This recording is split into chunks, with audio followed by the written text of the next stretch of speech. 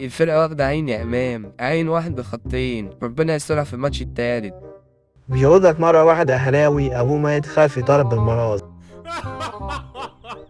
رايحين ياخدوا لعيبة الزمالك واحنا أصلا مش عارفين ناخد بيهم بطولات. خليهم يشربوهم، وبعدين دي لعيبة مشطبة كورة خلاص، كل واحد فيهم عنده 30 سنة، يعني فاضل له سنة ولا اتنين وخلاص. وبعدين اللي حصل ده عجز ربنا، لأنهم سارقين الدوري بمساعدة رابطة الفجر وواخدين لعيبة الزمالك مكايدة، فأكيد يعني مش هيبقى فيه بركة يعني. بس بطولة كأس العالم للأندية صعبة يا شيكا، غير الدوري غير أفريقيا، الفرقة كلها قوية. البطولة قوية بس هما جايبين لعيبة منتخب مصر كله، ده كان ناقص يجيب أبو صلاح كمان. وبعدين ما الفرق التانية كلها بتكسب، زي صن داونز كسب الماتش اللي فات، والهلال السعودي كسر عظم ريال مدريد اللي احنا كسبناه من 4 سنين وخدنا منه البطولة. بس أنا زي ما قلت لك مفيش بركة عشان بياخدوا اللعيبة بتاعتنا، وشوف في الآخر لا عارفين يكسبوا ميامي ولا بورتو ولا حتى يروحوا المنظرة.